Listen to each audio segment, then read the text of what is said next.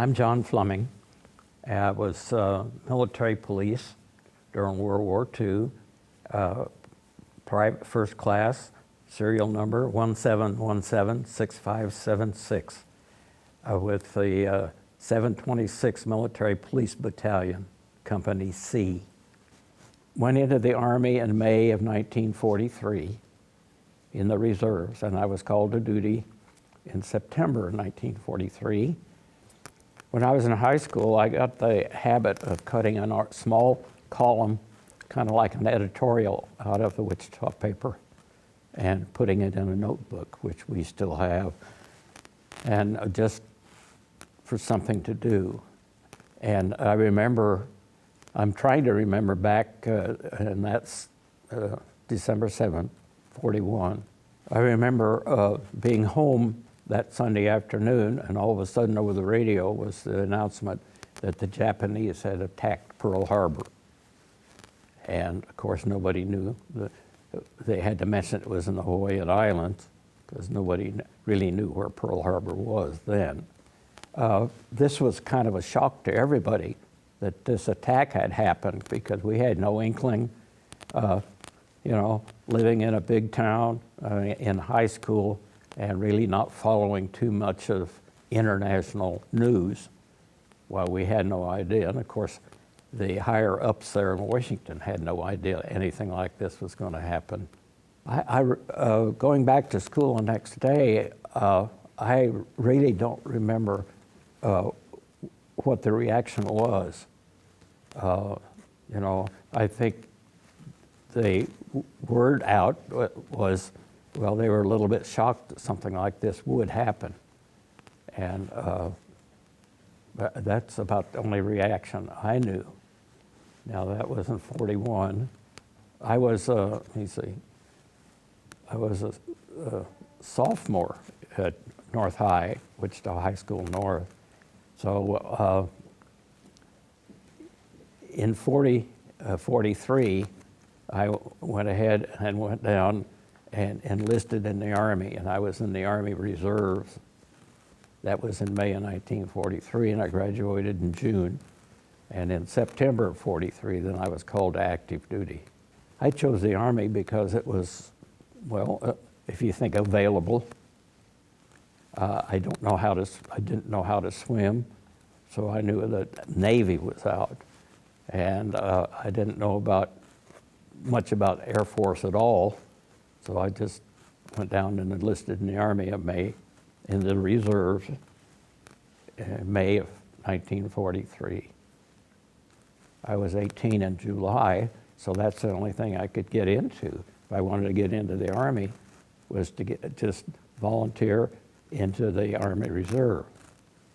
And knowing sometime the rest of that summer of 43, I would be called up to active duty. I'm trying to think back. I don't know that I was go-hung for going, you know, say, okay, the Japanese have got to get my pistol out or my rifle out and go over there and shoot some of them. It was just something I knew that I was going to be drafted, and I didn't want to go draft. So I went down in May of 1943 and enlisted, went into the Army Reserves. I don't know why I didn't want to be drafted. Maybe it was an ego thing of not being thrown in with a bunch of other guys that I didn't know. And so that was, I can't remember back, or I don't remember back, my reason for going into the reserves, whether I had a bunch of buddies that I wanted to get in with or not. I don't think that, I only had one or two close friends, and I didn't talk to them about going into it or not at all. I think they probably waited for the draft. I enlisted in the reserves in May of 43, and I knew that they would call. They sent me a letter saying, you'll report to North Camp Hood, Texas, which is outside of Waco, on such and such a day. I guess there was a concern because I didn't know what I was getting into. I think I went by train, and I think it went through Waco going to Dallas from Wichita. And so I just got off there. I had this letter, and I looked around for some Army people, and I found somebody, and I thought, oh, okay, go over and get on that bus, type thing. And we went out to North Camp Hood. At the USO in Waco, they had a pool table, and you could shoot pool, which I had never done before, so that was kind of a new experience for me. And ping pong, and I don't know what all else they had there. Girls, of course. Ladies, I'm sorry. Ladies, USO ladies. I had 2 left feet, so I didn't dance. If I remember right, most of them were old enough to be my mother.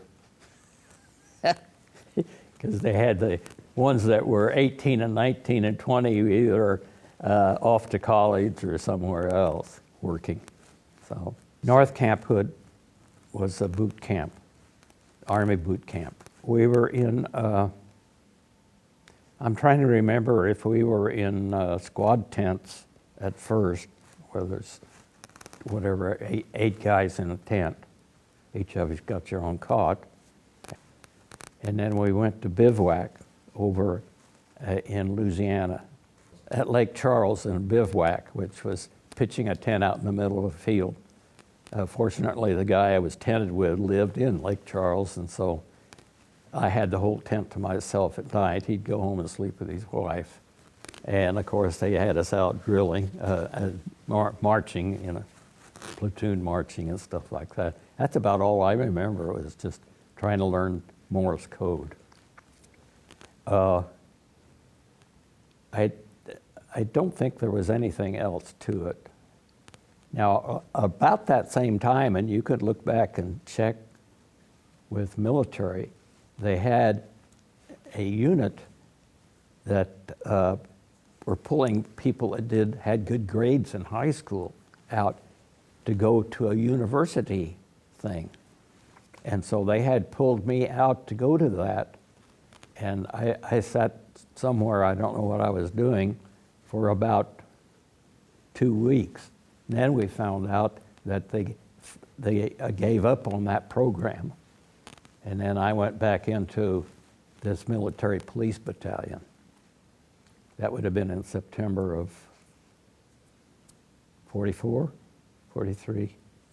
Well, I don't know. I don't know, maybe it was in the early part of 44, March maybe. As soon as they folded up this college program, I was assigned to Company A, I think it was, 726 Military Police Battalion. I didn't know what we were going to do. I was going probably go around to all the bars every night and take care of the drunk sailors or the soldiers. But that's all I knew. And fortunately, it got into being traffic patrol.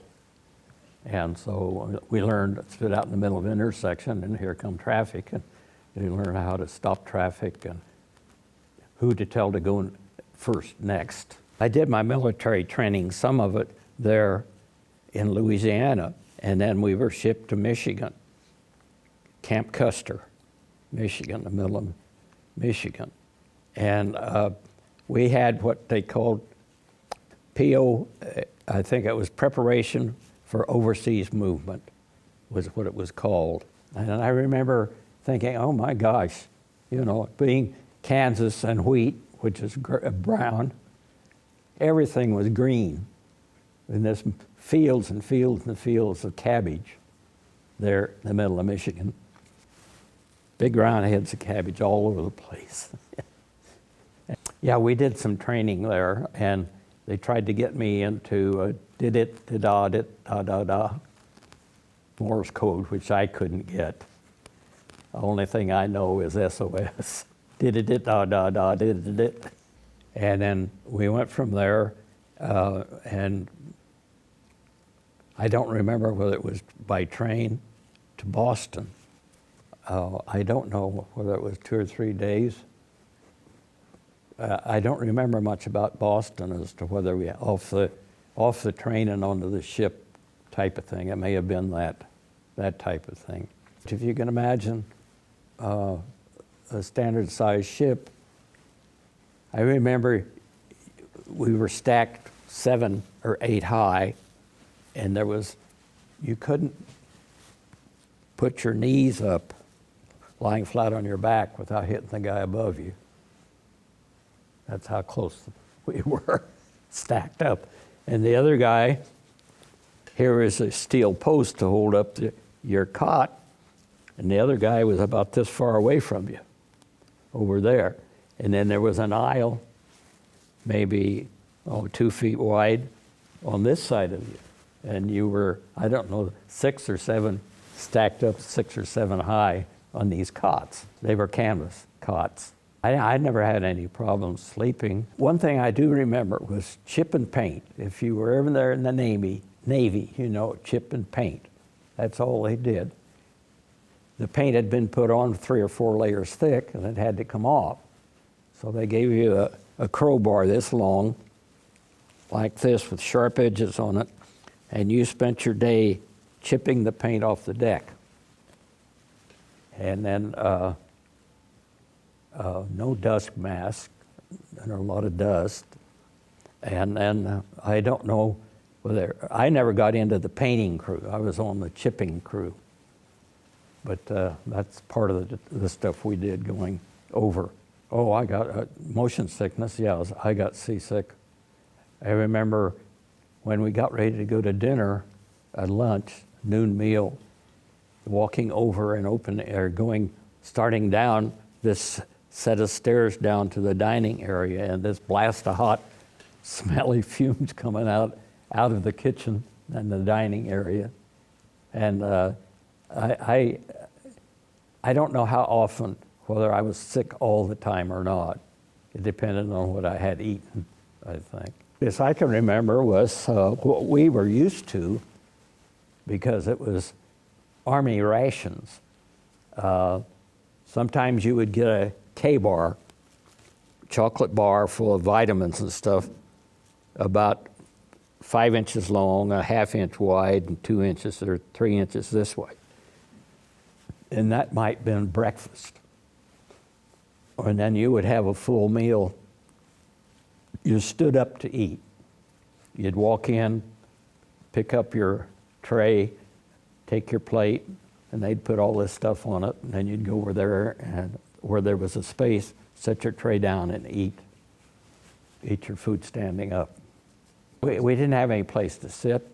They just figured it was easier to feed maybe 200 guys, letting them stand up shoulder to shoulder with a metal tray like this. And then your table only had to be twice this wide, maybe 4 feet wide, and 10 feet long, with that many guys standing up eating. I think it took about a week to go over. We came into Liverpool, northwest corner of England, and there I think we got on trains. And I remember before we remember seeing this thousands of bricks, and then remember seeing the London Brickworks sign on this wall. It was a regular chair car, and then we would, for dinner, we'd go down and they had a dining car. I don't think we sat down to eat. Maybe we did. It was a dining car, an English dining car. So I think we had tables to sit at there for that. And we went to from Southampton, or from Liverpool to Southampton. I would get a Pepsi when I could, because I didn't care for coffee. And if I wanted something to drink and there were no Pepsis, then that was it. And still don't like it. You get enough sugar in it. No cream, just sugar. I don't think I ever tried tea. I had no place to put the bag when I got it out of the cup. and we went down to Southampton. We got on the ship and ended up docking in Cherbourg, which is in the northwest corner of France. And off there, intended in an apple orchard, and all there for a while. And then we were moved, we were assigned traffic control at Sedan, France, which is up there in the northwest corner of France. And traffic coming out of Belgium into France, checking it out, seeing where they were going with the military police. Well, it was convoys, trucks, mainly trucks. I don't know if they were moving troops or not, but I think it was just supplies coming out of Belgium and all. And I remember the Germans had what we called bed check Charlie. And they had this Messerschmitt flying around and at night trying to get the French onto the roads, get them to moving on the roads to block traffic that the Americans were trying to move. And so one convoy came by and they had their lights on. And so I told them, I said, well, the Germans have this Messerschmitt out, bed check Charlie, that's what we call him. And he's looking for convoys to shoot up. And he says, I would suggest you leave your lights off. Oh, you damn Yanks. So they turned them off and we had another stop about 1.5 miles down the road. So they left me, and I don't know, a quarter of a mile, they turned their lights back on and they stopped down there, and our guy was telling them to turn their lights off, and here came Charlie. Shot up their convoy, didn't get our guy, but he killed one of the Brits. That's about as close as I got to the shooting war. Well, it was probably maybe 2 weeks, because they didn't have much, the Germans at that time were retreating and everything, and they didn't have much air power. I remember the breakthrough, the Battle of the Bulge, and we had snow and bad weather, and the weather broke, and I remember looking up and seeing the contrails of all the bombers that were able to go back over Germany and bomb them. That was kind of an interesting sight. We hadn't seen that for about a week, 10 days. The weather was cold. I don't know that we had any snow there or not, but, well, we're talking 25, 30 degrees, maybe 35 degrees. In the winter, well, I'll start it this way. Our general dress was the wool uniform. Only if you were in hot weather did you see suntans or the light tan colored uniform. Everything else was the wool uniform, olive drab uniform. So that's what we had, and we had, I don't know if we had overcoats or not. I think we did. We had our dress uniform similar to this jacket. I was issued, we could have had a rifle, but especially if you're walking, we didn't know what we were going to do as military police, whether we were going to patrol the bars at night or direct traffic. If we were out on the road, we probably had a rifle. And it was the new kind, was short stock and all. It wasn't one of the big .6 rifles. It was a new one that they had issued. A Garand, I think is the name of it. It had a short stock and all, and we had that. It was semi-automatic. It had a clip that you could put in the bottom. I think the guys that patrolled in town may have carried a .45 with them. But we had just this rifle. The two towns that we were near were Valenciennes and Sedan. They're in northwest France. I might have been in Valenciennes. They're in France. And I was walking I think it was right after lunch, walking back to my quarters, and I heard this noise and looked around over my right shoulder just to see in time to see about 2 feet of one wing of a P-51 airplane come off. And I watched the rest of it crash into the building, and the pilot come out, no parachute or anything, and down into the top of a 2-story house, and ended up landing in the kitchen of this family when they were eating lunch. And of course, there wasn't anything. He was killed when he hit the top of the roof of the house. It had collided with another airplane, and that one apparently had made it back all right. Where it did much damage to that one or not, but if I recollect, it looked like it took off about 2 to 3 feet of one wing of the airplane that crashed, and that's the one that the guy fell out of or jumped out of. Both planes were P-51s, and we had an air base nearby. Most of our patrol was traffic sometimes coming out of Belgium. Some of the guys, and at night would go down to the bars and the guys. So I was talking to one of them one time, and they said, "How'd they go?" And he said, "Well, it was a little spooky coming back. We left, we had a target, and when we got to Germany, Patton had overrun our target. We had to come back and land our planes with a full rack of bombs and no gas, no fuel. But we all made it back all right." I don't know why, but the term frog got stuck to the native French. We'd call them frogs. So we caught this man, this Frenchman, with a bag of mail. And so when he was being interrogated, I went through the bag of mail, and in it was about a 4 or 5 inch cube.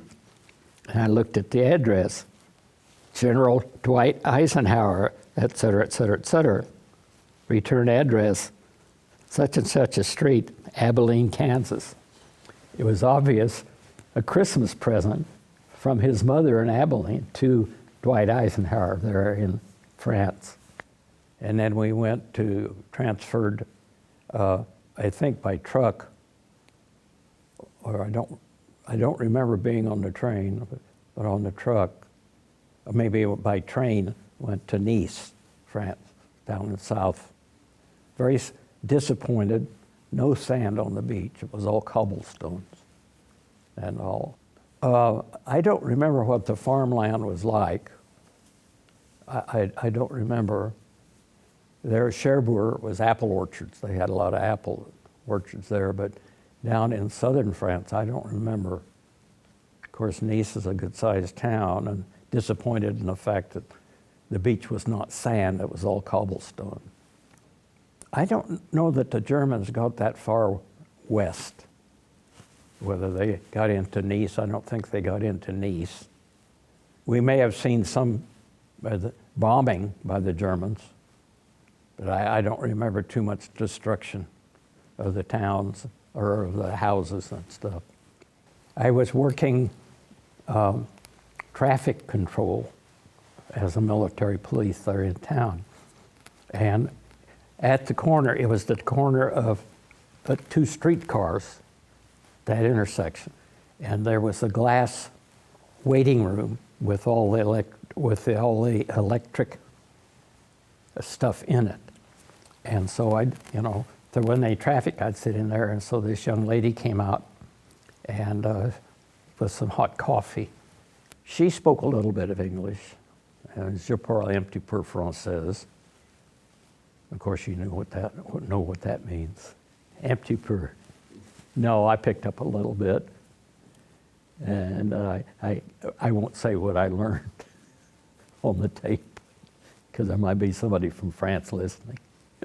Oh my goodness, why would he say that? Finally, I had my mother send me some popcorn. The French had never seen popcorn before. And so we went to her house, and I told him, a skillet like this with a lid. And so this is oil, and we put the oil in it. I put the popcorn in. Well, it got hot and started popping, and they backed off about 10 feet. And so I took the lid off a little bit to see them how they popped, and of course it started popping out all over the floor. So I finally put it back on. But that's the first time those people had ever seen popcorn. Sometime, a couple of days later, they invited me for dinner. Well, I was a little reluctant to go because I knew that the French didn't have much, but I think they had rabbit. We had rabbit, well cooked, and it tasted something like chicken. We had wine. I don't know that we had, of course they had water. They may have had apple juice, cider. They may have had cider also. If a few of us that were Puritans and didn't drink wine, they'd had cider. Yeah. I was not familiar with wine or any alcoholic beverage, but I learned early that it doesn't take too much to bother me, speech-wise or otherwise. I think I asked for cider. I think most guys smoked. I didn't, but that was a good trading thing.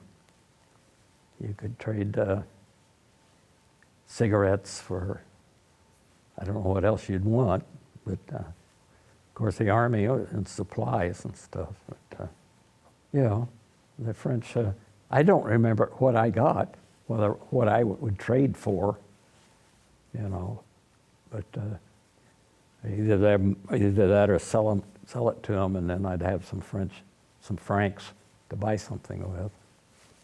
Them having a lot of stores that were open, I don't think they had this in Nice. I don't think there were very many. Of course, the French didn't have any money to buy things with. And of course, when the Americans came, they were glad to see us, the Army and all. Most of it might have been handkerchiefs or things like that, scarves or table napkins or things like that. Of course, we just had the duffel bag and not much room in it to put anything in. It would have been whenever the Battle of the Bulge was, and I think that was September and October of '44 is when that took place. We were in Sedan and Valenciennes because that was a throughway, a highway. I mean, if the Germans had broken through, that's where they would have come through from Belgium. They would have come in through Belgium. Violinists came to our USO show. Yasha Heifetz, he's a well-known professional violinist that they'd brought over. The guys, they were all there. There was all these Army guys, and they were waiting for the girls. And so they got disgusted, and somebody took out a condom and blew it up like a balloon and popped it and threw it up on the stage, trying to get him to leave. And they got so raucous that they pulled him out and put the girls on to put their show on. From Nice, we got on a ship, and I don't know if we were on a ship for a month, and somebody said, well, wondering where we were going, and we didn't know, and somebody said, well, we're going west. The only way to go west, if we don't go back to the States, is to go through the Panama Canal and end up somewhere in the South Pacific. So we went through the Panama Canal. Not very many of us knew what the Panama Canal was like, but my folks had a book about the Panama Canal from the time it was conceived, all the time with pictures and narration and stuff of how it was built. So I knew a little bit about it. Well, they don't have pumps. They don't need pumps because Pacific Ocean is a little higher than the Atlantic. So you've got a lock, you've got a series of locks, and your ship comes in here from the Atlantic, and they're 20 feet lower than this one. So you open a lock and let that fill, open the next one until you get to where the ship is, and then you raise it up to the height, and you stair-step it up until you get to the Pacific Ocean height. And then you're out and away to go. And they think, well, you need pumps to run that canal. You don't.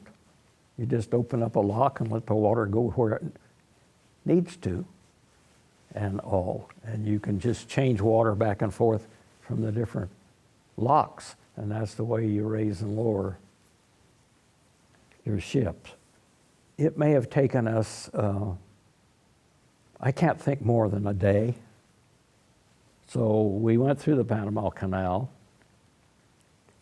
and ended up, I understood the name of the island was Mogmog, but somebody said they never heard of that little island, which was a, well, I don't know, it's a place where ships would all meet, the staging area for ships, if you want to call it that.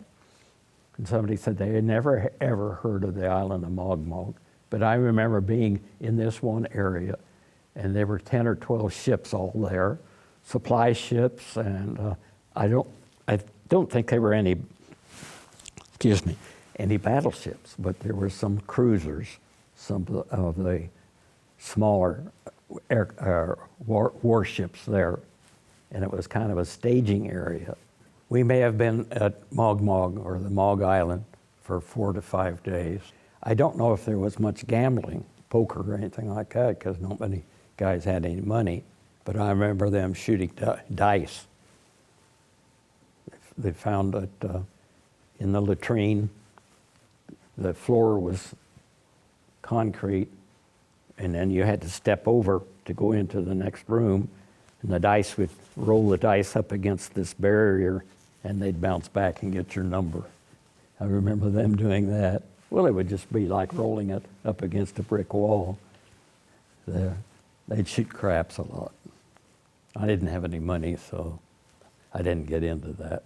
I like payday candy bars, and they had them on the ship, except still today, I cannot eat one because I peeled this one open and it was full of maggots. The flies had gotten in, and here were these little tiny worms crawling all over, eating the peanuts. And then when we went on from there, we didn't know where we were going from there, and the word got out we were going to Okinawa. We got into Okinawa at Naha, and we were military police, and so we were on guard duty. I'm trying to remember, we went to Okinawa. I got out of May in 46, I think it was, in 45. I remember Christmas of 45. We may have gotten in there in September. I don't think we had any problems with the natives, because they probably didn't care for the Japanese anyhow, being overrun by the Japanese. And so we just had the PW camp there, and we'd stand guard duty on the tower, on 6, off 6, on 6, off 6, guard tower, the corner of the thing. We had double fence with concertina, the rolls of tape, or of barbed wire, two lines, double fence thing. Of course, they wouldn't even bother to try to get out. Well, where would they go? So you go hide someplace with a family or something like that.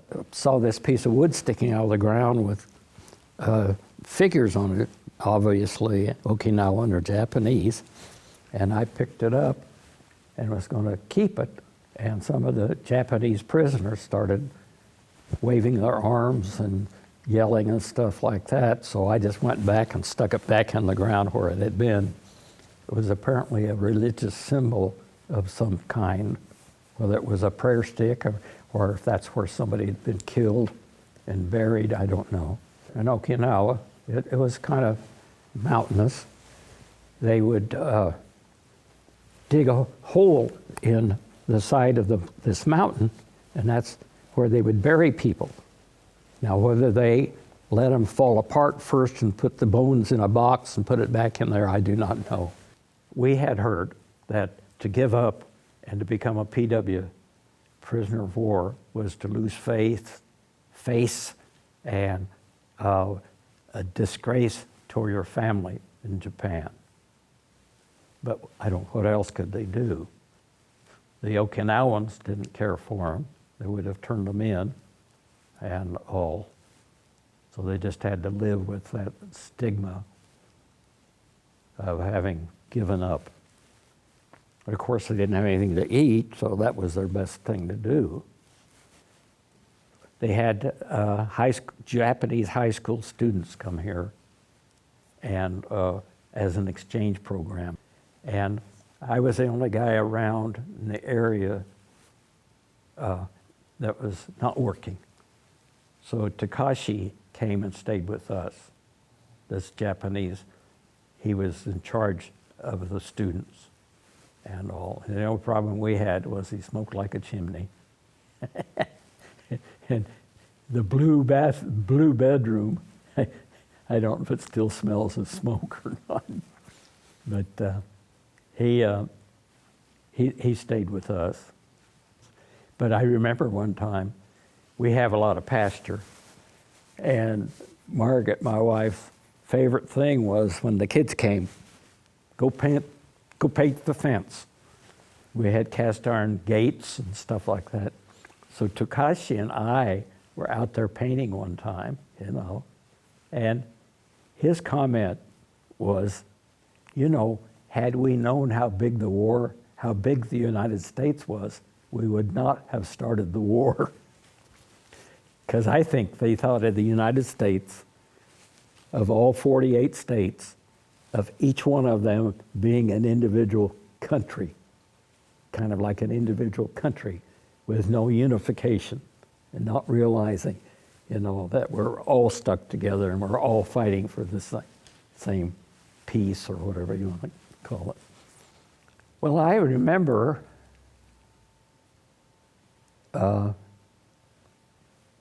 some guys crawling up we had to crawl up this rope net, you know, to get, I don't know if we were going, whether we were going to the island or what.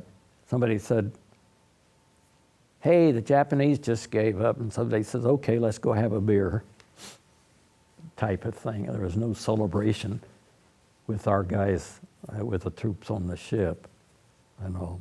We were repatriating Japanese POWs back to Japan. And I remember going into Yokohama Harbor, and the first thing that hit me was fecal material, human, and the fish smell and all. And I thought, ooh, what a mess. So that's about all I remember of that. And I remember one of the Japanese guys who lived in Yokohama, and he could see his house from the ship. And I don't know if any of his relatives were down there to greet him or not. Well, we just stayed on the ship. We just got all the POWs off. And I was very surprised. I didn't know anything about the Japanese culture, but we had this one guy on our way from Okinawa to Yokohama crawl up on deck, and he was really sick. And I think he died there, and we got to looking in the hole, and there was already a dead one in the hole. They didn't care about themselves. I mean, you know, we would have had the guy up on there trying to get a medic to help him and stuff, but they didn't care. So we put him in, pardon the expression, fart sacks, and dumped him overboard. Mattress covers. We dumped him overboard there in the Sea of Japan. So when we dropped off the prisoners, then we went back to Okinawa. And I don't remember what we did after that. We stayed there until we got on the ship to come home. We were, I think, on what they called it Nihihau there on Okinawa. It was a big shipping, it was a big port there on the east side of Okinawa. We're there. And I don't remember going into town too much. We had our base there. I don't remember if we had barrack types buildings or not. I don't remember too much about that. Sleeping arrangements there on Okinawa. Food was Army issue, and some of the Navy guys were glad to see it because their rations weren't too good, they said. And so we had 3 squares a day. I have no idea how many prisoners we may have had in that camp at all. I imagine it was as big as a football field, or 2 of them. 100 yards square with their tents and all. I don't remember when we were notified that we were going home. I imagine it was about the time as soon as we got all the PWs off, then the word got out, well, where else can we go? We would have taken our PWs home, back to Japan, and then back to Okinawa, and then heard we were coming home. I didn't get into any active duty and being shot at or anything like that, but I think talking and trying to settle problems that way is better than trying to drop an atomic bomb on someone, even though we did it just to stop the Japanese because they wouldn't give up. I got to thinking now as I reflect back, you don't have to look at the people. They are doing what they're told. Like if you went into the draft, you're told you have to go up to Leavenworth, then you're going to be transferred down to North Camp Hood, Texas, and you're going to train to learn how to shoot and blow up tanks, and then you're going to be pulled out and sent to a place, and you're becoming a military policeman, and this type of thing. So I think there has to be a lot of talking before there's any shooting, and I don't know if it will ever go that way or not. You look at the guy that you don't like sitting there and say to him, well, would you want me to pull out my gun and shoot you? And see what his response is. And I think they've got to, I think too much of this is at this level up here, not thinking about in between that and you and I as the common man on the street.